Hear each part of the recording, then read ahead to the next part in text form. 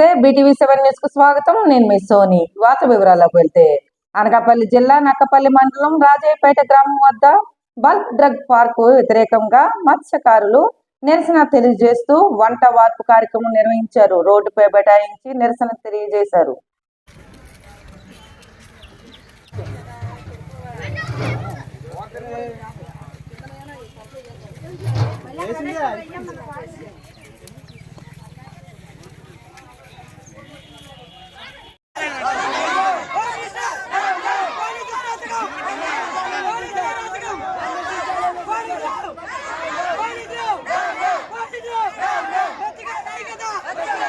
మళ్ళీ పోరాటం చేయడమే. పోరాటం అనేది మన చేతిలోనే ఉంటుంది. ఆ విషయం మనం వాళ్ళతో చెప్పవసరం లేదు. ఇప్పుడు ఎలాగైతే మనం పోరాటం కొనసాగిస్తున్నామో అలాగే మంత్రి గారు వీడియో రిలీజ్ చేసిన, కలెక్టర్ గారు వచ్చి చెప్పిన మనం కాబట్టి ఇది జరగాలంటే ఈ క్రమంలో అనేక అంశాలు తెచ్చుకొస్తూ ఉంటాయి. అధికారులు వస్తూ ఉంటారు, నాయకులు వస్తూ వెళ్ళడమే. కాబట్టి మన పోరాటం హోంమంత్రి గారు మాకు న్యాయం చేయాలి. జిల్లా కలెక్టర్ గారు, రాష్ట్ర హోంమంత్రి గారు మాకు న్యాయం చేయాలి. రాజీపేట గ్రామం. నా పేరు ముగ్గురు మూర్తిలో వచ్చి మా ఊరిని పరిపాలన చేసుకున్నారు. మా గ్రామానికి మంచి చేస్తానని వచ్చారు. వాళ్ళు ముగ్గురు మూర్తిలా పేరు వెళ్తారో మురికిలా పేరు వెళ్తారో వాళ్ళ ఇష్టం అది. అలాగా మా మెచ్చిగారు 10,500 జనం పూరి కోనారక పారటిప్ప వలసకు కొంగలు ఎలాగైపోతే నీరు ఎక్కడుంటే ఆ నీటి మీదకి కొంగల్లో చేరిపోయి చేపలు ఎరుకు ఎలా బతికితారో ఇటుపక్క పూరి కోనారక పారటిప్ప దాకా వెళ్తారు. ఇటుపక్క అంతరవీధి, పైడిపాలు, రామేశ్వరం, వాసాలు తిప్ప ఇటువంటి ఊర్లలో వెళ్ళిపోయి బతుకుతున్న ఒక్క ఫ్యాక్టరీ వస్తే మాకు ఇంతంత బాధగా ఉండి ఎంత అనార్థం జరుగుతుంది. కాబట్టి మరి ఇన్ని కంపెనీలు వస్తే మనం ఏమైపోవాలి?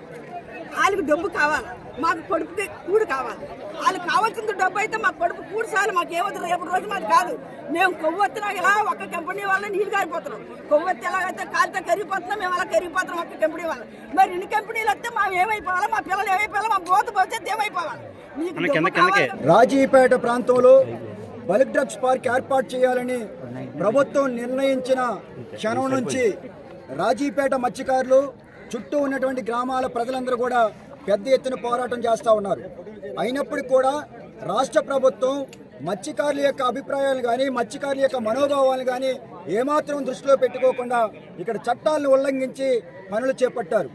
వాస్తవంగా ఎక్కడైనా ఒక పరిశ్రమ నెలకొల్పాలంటే ఆ పరిశ్రమకు కావలసినటువంటి భూమి మొత్తం కేటాయింపు చేసిన తర్వాత, భూమి మొత్తం సేకరించిన తర్వాత మాత్రమే ప్రజాభిప్రాయ సేకరణ నిర్వహించాలి. కానీ నక్కపల్లిలో బల్క్ డ్రగ్స్ కు సంబంధించి 480 ఎకరాలు మాత్రమే సేకరించారు.